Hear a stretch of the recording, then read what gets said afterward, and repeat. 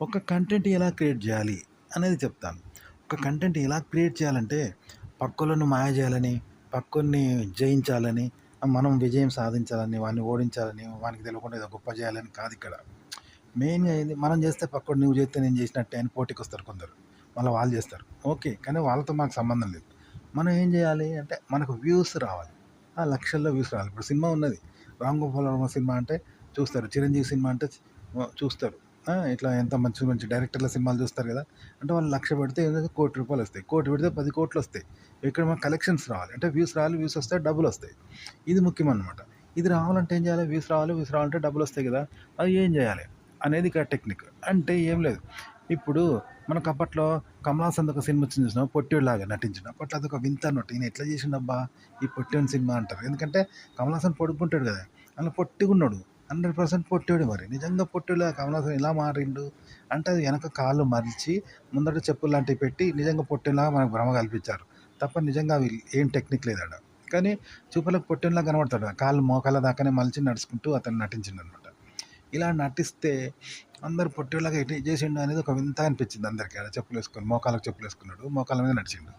కదా! అదో వింత కదా! ఆ టెక్నిక్ ఎవరికీ అర్థం కాలే. ఇలాంటి టెక్నిక్స్ యూజ్ చేయాలనమాట సినిమాల్లో. అంతెందుకు, కొన్ని మెజిషియన్స్ ఏం చేస్తారు, మ్యాజిక్స్ చేస్తా ఉంటారు కదా! ఇతను ఎలా చేశాడు అనేది మనకు అర్థం కాదు. మన ముందే రూ. 100 నోట్ తీస్తాడు. మన ముందే నెత్తిలోకెళ్ళి బంగారం తీస్తాడు. సరే, ఆయన నెత్తిలో కాదు, ఆడియన్స్‌లో నుండి ఒకరిని పిలిచి వాళ్ళ జేబులోకెళ్ళి రూ. 100 తీస్తాడు. వాళ్ళ జేబులోకెళ్ళి సినిమా టికెట్లు తీస్తాడు. వాళ్ళ ముక్కులో నుండి దారం తీస్తాడు. ఇవన్నీ టెక్నిక్సే. కానీ అరే, ఈ టెక్నిక్స్ ఎలా చేశాడనేది ఎవరికీ తెలీదు. టెక్నికే గాని కదా! ఇలాంటి టెక్నిక్స్ అన్ని యూజ్ చేస్తే కంటెంట్ తయారైద్ది. ఆ కంటెంట్‌ని చెప్పడం అంటే సినిమాగా షూట్ చేస్తారు. అది కూడా అంతే, టెక్నిక్స్ ఉంటాయి. అలాగా ఆ కంటెంట్‌ని తయారు చేయడమే టెక్నిక్ అనమాట. ఇలా టెక్నికల్‌గా చేస్తేనే చివరిదాకా చూస్తారట. ఇలా చేశాడని. ఇలా టెక్నిక్స్‌తో అద్భుతంగా సినిమా తీయాలన్నమాట. టెక్నిక్స్ యూజ్ చేస్తే కాదు, ఆ సినిమా కంటెంట్ తయారు చేయాలి. ఒక కథ చెప్పాలి. మంచిగా షూట్ చేయాలి. కథ, కంటెంట్ తయారు చేయాలి. కానీ వీళ్ళ టెక్నిక్ ఉండాలి. మ్యాజిక్ ఉండాలి. ఈ మ్యాజిక్‌తో చేస్తేనే చూస్తారనమాట.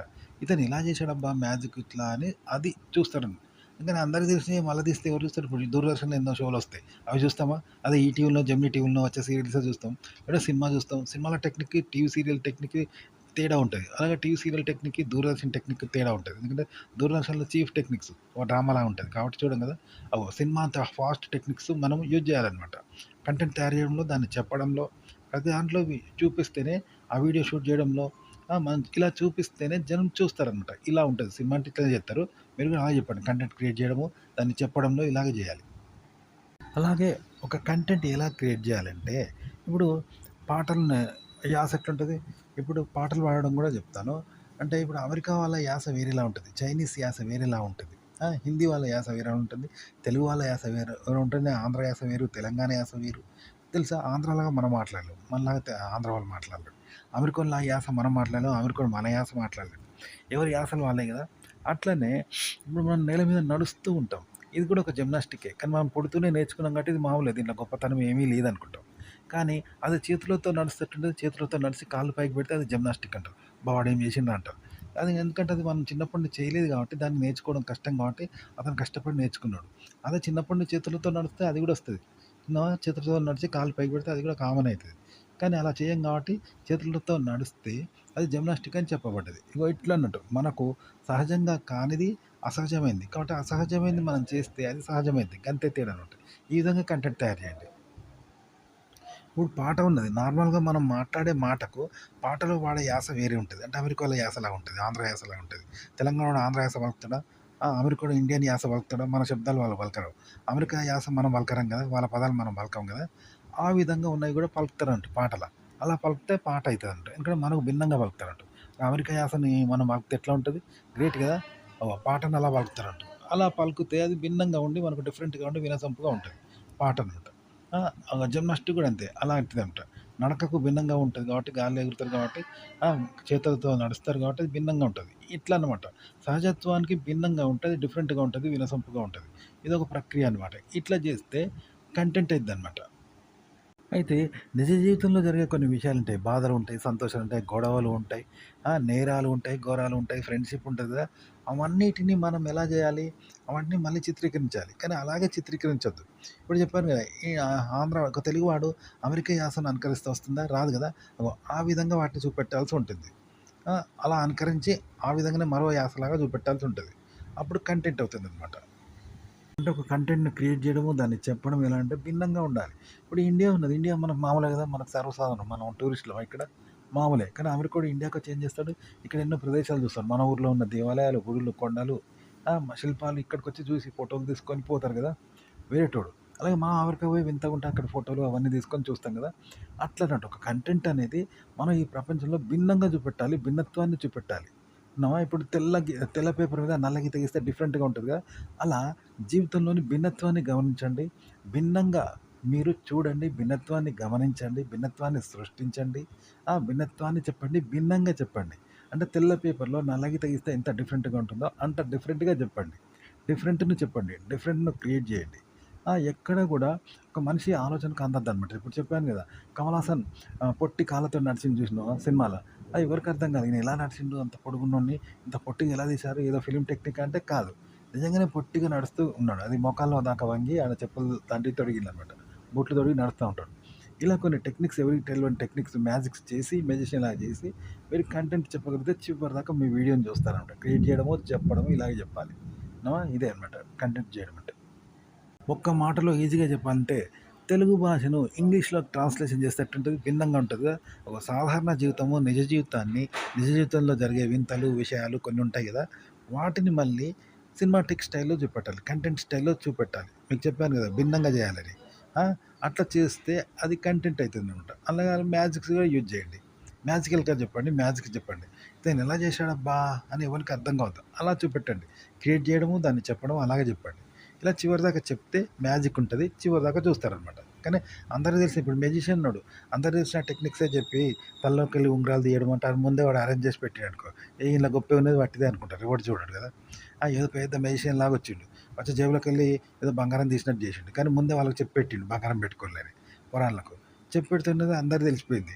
ఆ పురాణాల ద్వారా తెలిసిపోయింది. గింతే వీని టెక్నిక్ అనుకుంటారు.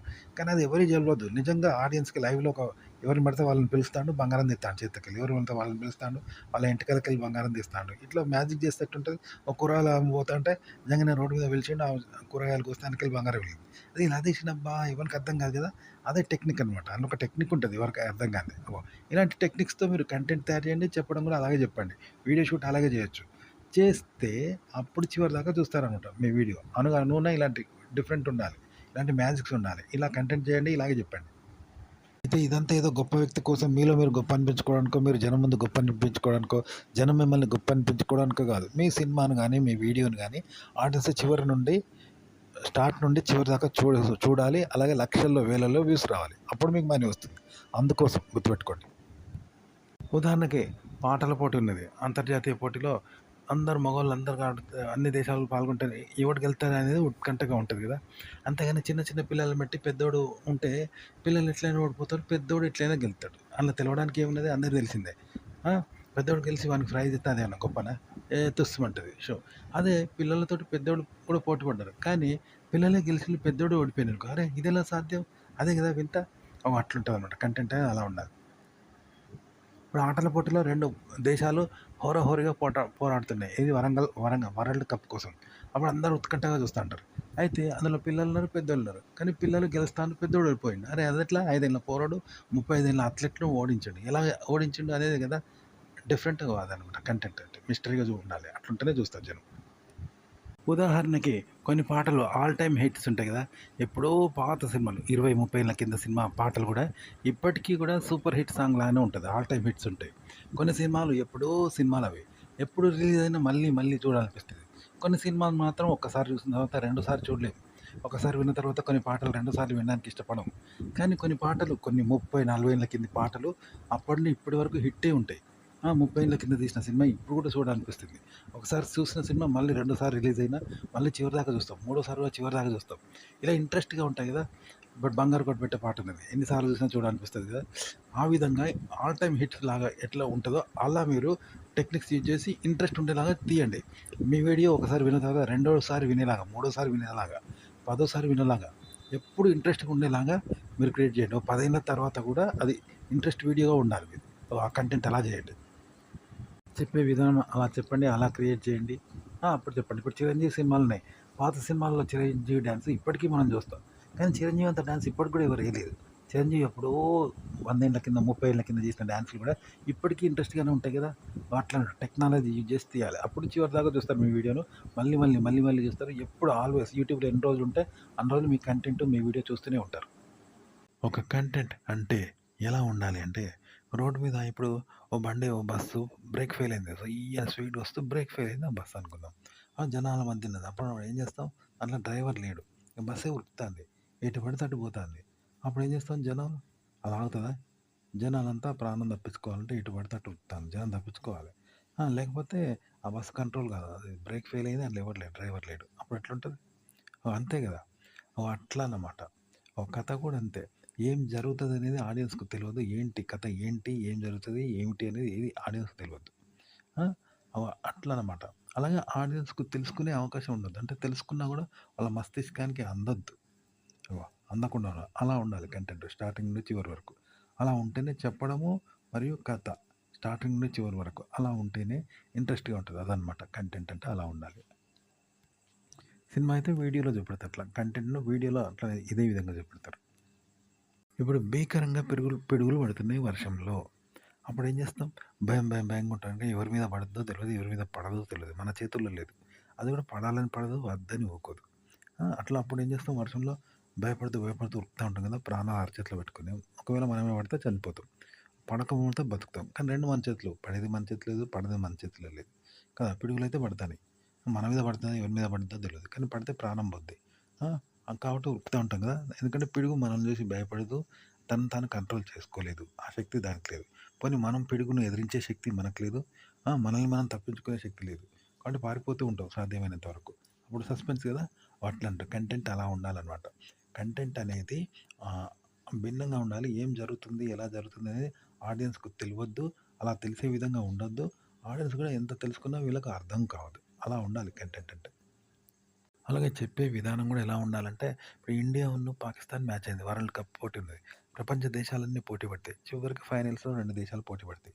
పోటీ పడి ఇండియా, పాకిస్తాన్ పోటీ పడి అటు వరల్డ్ కప్ ఎవరు గెలుస్తదని చూస్తాం కదా! మనకు కావాలని మనం చూస్తాం. పాకిస్తాన్ గాని వాళ్ళు చూస్తారు. ప్రపంచ దేశాలన్నీ ఉత్కంఠగా చూస్తాయి. లాస్ట్‌కు పాకిస్తాన్ గెలుస్తది చూసినకో. వాళ్ళకి వరల్డ్ కప్ వచ్చింది. అప్పుడు ఎట్లుంటది? అట్లాంటి హోరాహోరీగా ఉండాలి మీ కంటెంట్. అంతా సస్పెన్స్‌గా ఉండాలంటే ఎవరు గెలుస్తారు? వీళ్ళు గెలుస్తారా? వాళ్ళు గెలుస్తారా? 2 జట్లు పోటీ పడతా ఉంటాయి తీవ్రంగా. అట్లుండాలంట కంటెంట్ చివరిదాకా. అలాగే యూట్యూబ్ కంటెంట్ ఎలా క్రియేట్ చేయాలి కంటెంట్‌ని అంటే సినిమాకి గానీ, షార్ట్ ఫిల్మ్‌కి గానీ, యూట్యూబ్ గానీ అంటే ఉదాహరణకు మనం ఒక ఇసుకలో నడుస్తూ ఉంటాం. మనం నడుస్తుంటే మనకు తెలియకుండానే కాళ్ళు అచ్చులు పడతాయి. కానీ కావాలని ఏస్తామా? కావాలని నడుస్తామా? నడవం. నడుస్తూ వెళ్ళిపోతే అక్కడ అచ్చులు పడతాయి కదా! దొంగలు దొంగతనం చేసిపోతే ఆ అచ్చులు పడతాయి కదా! అట్లా ఆ అచ్చులే మనమైతే ఎట్లుంటది? ఆ అచ్చులే మనమైనమన్నట్టు. అప్పుడు మనకు ప్రాధాన్యత వస్తది. మనం ముందుకు వెళ్ళిపోతున్నాం. మనమే కథ. అంటే ఆ అచ్చులే కథ అన్నట్టు. మనమైనట్టు. మళ్ళా మనకు అచ్చులు పడతాయి కదా! మన అచ్చులు ఇసుకలో పడ్డట్టు, ఆ అచ్చులు మనమై, వాటికి అచ్చులు మళ్ళా ఇసుకలో పడ్డాయి. ఆ! మళ్ళా ఆ పడ్డ అచ్చులు అవి గూడా మళ్ళా మనమైనం. అట్లా మనిషి అయిండు. మళ్ళా ఆ మనిషి పోతా ఉంటే వాటికి అచ్చులు పడ్డాయి. ఆ అచ్చులు మాములుగా అనుకోకుండా పడతాయి కదా! కావాలని పడవు. కానీ అవి నిజంగా మనిషి అయితే ఎట్లుంటది? వాటికి మనిషిలాగా ఇవ్వండి ప్రాధాన్యత. అట్లా మళ్ళా ఆ మనిషి నడుస్తూ ఉంటే ఇసుకలో మళ్ళా అచ్చులు పడతాయి. వాటికి ప్రాధాన్యత ఇవ్వండి. ఇలా ఇవ్వండి అలా. అంటే వెలుగున్నది. పక్కన నీడ పడతది కదా! వెలుగును ప్రాధాన్యత ఇస్తాం గానీ నీడకి ఇవ్వం కదా! కానీ నీడ వెలుగు అంత ప్రాధాన్యత ఇస్తే ఎట్లుంటదో అట్లా అన్నట్టు. మళ్ళా ఆ నీడ వెలుగు ప్రాధాన్యత ఇస్తే దానికి నీడ పడ్డదనుకో, మళ్ళా ఆ నీడకు గూడా మళ్ళా వెలుగు ప్రాధాన్యత ఇచ్చినట్టు. మళ్ళా దీనికి మళ్ళా వెలుగు ప్రాధాన్యత ఈ నీడకి ఇస్తే ఎట్లుంటదో అట్లా కథ అలా క్రియేట్ చేయాలి. చెప్పడం కూడా అలాగే చెప్పాలి.